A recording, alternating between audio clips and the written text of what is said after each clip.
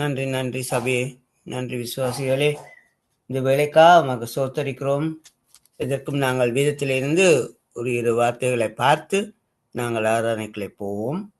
பாருங்கள், தெய்வீக பலனை பற்றி ஏசாயா தீர்க்கதரிசி சொல்லுகிறார்.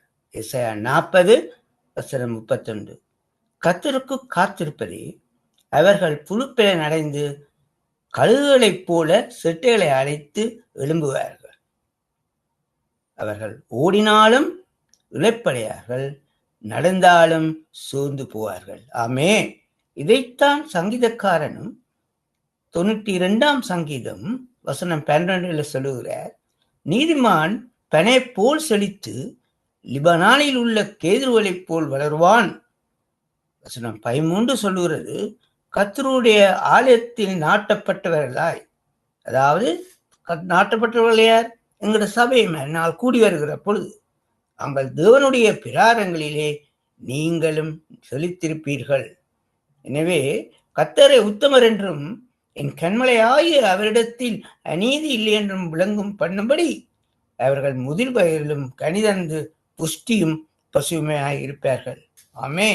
இப்போல இன்னொரு வசனம் சங்கீதம் 121:8 சொல்லுறது, கர்த்தர் உன் போக்கையும் உன் வரத்தையும் இது முதற்கொண்டு என்றென்றைக்கும் காப்பேன். பாருங்கள், இதை நீங்கள் பார்த்தீர்கள் என்றால் ஒரு நகைச்சுவையாக கூட நீங்கள் எடுத்துக்கொள்ளலாம். பாருங்கோ, மத்தேயு 5 நீங்கள் மலை பிரசங்கம் என்று சொல்லுவார்கள். அந்த நேரத்தில் பார்த்தீங்க என்றால் 5-7 மட்டும் நீங்கள் வாசிப்பீங்க என்றால் சொல்லுகிறார், சாந்த குணம் உள்ளவர்கள் பாக்கியவான்கள் என்று சொல்லுகிறார். அது ஒரு ஃபெய்த்திலே இருக்கு. அவர் பூமியை சுதந்திரித்துக் கொள்வார் என்று சொல்லுகிறார்கள்.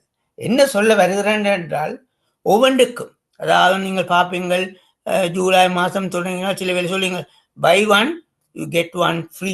அது மாதிரித்தான் அது பைபிளிலும் இருக்குது. பை 1 கெட் 1 ஃப்ரீ இருக்கு. அதைத்தான் நான் சொல்ல வந்தேன். மத்தேயு 5:7 வாசிங்க என்றால், உதாரணத்துக்கு சொன்னேன், சாந்த குணமுள்ளவர்கள் பாக்கியவான்கள். அப்ப அவர்களுக்கு கிடைக்க போது ஃப்ரீயா கிடைக்க போறது என்ன? அவர் பூமியில் சுதந்திரிப்பார்கள் என்று சொல்லுகிறது. அதே போலதான் நீதியின் மேல் இருக்கிறவர்களும் உண்பார், அவர்களுக்கும் இன்னொன்று ஃப்ரீயா இருக்கு. இப்படியே நீங்கள் சொல்லிக்கொண்டு போகலாம். பைபிள்ல கணக்கே இருக்கு. அதே நேரத்துல எங்களோட ஆற்றல்ல இருக்கிற பலவீனத்தால சில காரியங்கள் எங்களுக்கு ஃப்ரீயா கிடைக்கும். உதாரணமாக, எங்களுக்கு அதாவது பொறாமை வந்தால், அல்லது கோபம் வந்தால், அல்லது பகை வந்தால், அல்லது வேறு ஏதாவது வந்தாலும் அதுக்கு உரிய பரிசு எங்களுக்கு ஃப்ரீயாக கிடைக்கும். உதாரணமாக சொல்கிறேன் என்றால், எங்களுக்கு பொறாமை வந்தால் அது எங்களுக்கு என்ன ஃப்ரீயாக கிடைக்கும் என்றால், எங்களுக்கு தலையடி ஃப்ரீயாக கிடைக்கும், ஹெடேக் கிடைக்கும். அதே மாதிரி கோபம் வந்தால் என்ன ஃப்ரீயாக கிடைக்கும் என்றால், அசிடிட்டி ஃப்ரீயாக கிடைக்கும்.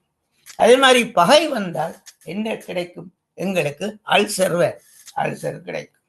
அதே போல கணக்கு இருக்கு. அது எங்களுக்கு தெரியாமல் இருக்கலாம், அதாவது கணவன்மாருக்கு தெரியாமல் இருக்கலாம், மனைவிமாருக்கு தெரியாமல் இருக்கலாம், பிள்ளைகளுக்கு தெரியாமல் இருக்கலாம், ஊழியர்களுக்கு தெரியாமல் இருக்கலாம், பாஸ்டர்மாருக்கு தெரியாமல் இருக்கலாம். அது எங்களுக்குள்ள இருக்கிற ஆற்றலால சில வாரக்கூடிய சில விளைவுகள். அதுதான் பார்த்தீங்கன்னா கணக்கு இருக்கு. இதை சுருக்கமாக சொல்லுவது என்றால், பாருங்கோ, யாக்கோபு 3:16 வடிவா சொல்லுகிறார் இதை பற்றி. யாக்கோபு 3:16, வைராக்கியமும் விரோதமும் எங்கே உண்டோ அங்கே கலாமும் சகல துர்ச்செய்திகளும் உண்டு என்று சொல்லுகிறார். அதே மாதிரி இன்னொரு வசனம் பார்த்தீங்க என்றால், யாக்கோபு 4:1-2 பார்த்தீங்க என்றால், உங்களுக்குள்ளே யுத்தங்களும் சண்டைகளும் எதனால் வருகிறது? உங்கள் அவயவங்களில் போர் செய்கிற இச்சைகளினால் அல்லவா? நீங்கள் இச்சித்தும் உங்களுக்கு கிடைக்கவில்லை. நீங்கள் கொலை செய்தும் பொறாமை உள்ளவர்களாய் இருந்தும் அடைய கூடாமற் போகிறீர்கள். எனவே நீங்கள் சண்டையும் யுத்த பணியும் நீங்கள் விண்ணப்பம் பண்ணமாய் இருக்கிறதுனாலே உங்களுக்கு அது சித்திக்கிறதில்லை என்று சொல்லுகிறார். பார்த்தீங்களோ, இதை நீங்கள் நடுவே பார்க்கலாம், வாசி பார்க்கலாம். இன்னும் யாக்கோபு 4:1-2 வாசிக்கலாம், யாக்கோபு 3:16 பார்க்கலாம், இவன் யாக்கோபு 4:7 நீங்க பார்த்தீங்கன்னா சொல்லுகிறார், அதனால் ஆகையால் தேவனுக்கு கீழ்ப்படிந்திருங்கள், பிசாசுக்கு எதிர்த்து நில்லுங்கள், அப்பொழுது அவன் உங்களை விட்டு ஓடி போவான். இப்ப நாங்கள் ஆராதனைக்குள்ள போவோம்.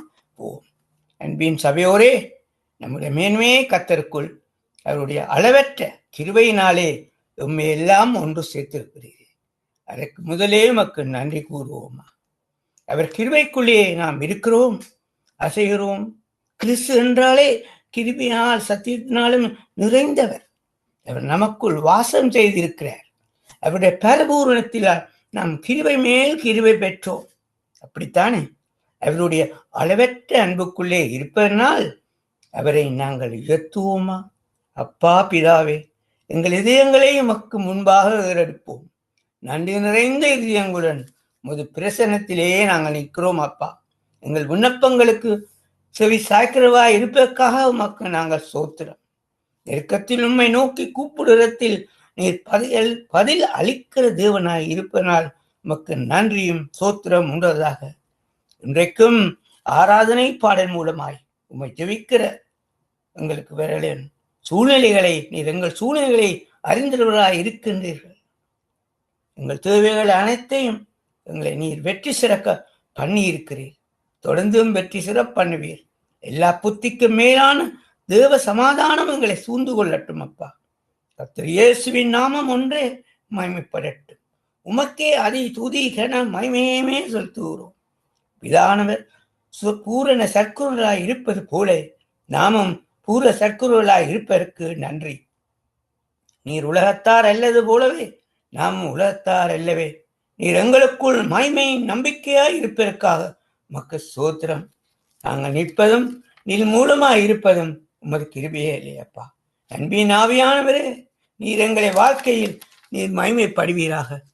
நமக்கு ஞானமும் நீதியும் பரிசுத்தமும் மீட்புமானவரே, உம்மை தொழுது கொள்வோமா. மீதியான நேரத்தை உமக்கே ஒப்புக் கொடுக்கிறோம். எங்கள் இருகரங்களையும் கர்த்தருக்கு நீராக ஏறெடுப்போமா. சேனையின் கர்த்தர் எங்களை வெற்றி சிறக்க பண்ணுவராக. உமக்கே மீண்டும் எல்லா துதி கன மகிமையும் செலுத்துகிறோம். ஆமேன். 1 யோவான் 4:10 சொல்கிறது, நாம் தேவனிடத்தில் அன்பு கூர்ந்ததினாலே அல்ல, அவர் நம்மிடத்தில் அன்பு கூர்ந்ததினால் நம்முடைய பாவங்களை நிவர்த்தி செய்கிற கிருபாதார பலியாக தம்முடைய குமாரனை அனுப்பியதாலே உலகத்திலே அன்பு உண்டாயிருக்கிறது. இப்படி பல உதாரணங்களை நாங்கள் சொல்லலாம். என் ரோமர் 5:8 கொடுங்கள். நாங்கள் பாவையில இருக்கையிலே கிறிஸ்து நமக்காய் மறுத்ததினாலே தேவன் நம் மேல் வைத்த அன்பை விளங்க பண்ணினார். பாருங்கள், உன்னத பாட்டை பார்த்தீங்க என்றால் பேசிக்கலி ஸ்பீக்ஸ் அபவுட் லவ். தேவன் அன்பாகவே இருக்கிறார். கணவன் மனைவியின் அன்பு தெரிந்தால் அது உடன்படிக்கை அன்பு தெரியும். சகோதர அன்பு தெரிந்திருந்தால் இடுக்க நேரத்திலும் உதவும் அன்பை பற்றி தெரியும். அதே போல இவை எல்லாத்தை பார்க்கலாம் கடவுளின் அன்பை சொல்ல தேவையில்லை என்றால் தேவன் அன்பாவே இருக்கிறார். ஆமேன். ஒரு சிறிய பாடல் அன்பை பற்றியான ஒரு பழைய பாடலுக்குள்ள போவோம். அன்பே கடவுள் என்றார், அன்புக்கு இடது சொல். அன்பே இன்பம் என்றால், அன்புக்கு விலது சொல். அன்பே கடவுள் என்றால், அன்புக்கு இடது சொல். முன்னோர்கள் மொழி பேசினும் அன்புக்கு ஈடாகுமா. முன்னோர்கள் மொழி பேசினும் அன்புக்கு ஈடாகுமா. அன்பே கடவுள் என்றார், அன்புக்கு இடது சொல். இறைவாக்கு சொல்வரமும் அன்புக்கு ஈடாகுமா. மறை பொருள் உணர்பொருளும் அன்புக்கு ஈடாகுமா. அன்பே கடவுள் என்றார், அன்புக்கு இடது சொல். அன்பே இன்பம் என்றார், அன்புக்கு விலையேறு சொல். அளவில்லாதிபுத்திரன் அன்புக்கு ஈடாகுமோ. மழை பேர் விசுவாசமும் அன்புக்கு ஈடாகுமோ. அன்பே கடவுள் என்றார், அன்புக்கு இடேது சொல். அன்பே இன்பம் என்றார், அன்புக்கு விலேது சொல். அன்பே கடவுள் என்றார், அன்புக்கு இடேது சொல். Thank you sister. Thank you Sabir. Thank you.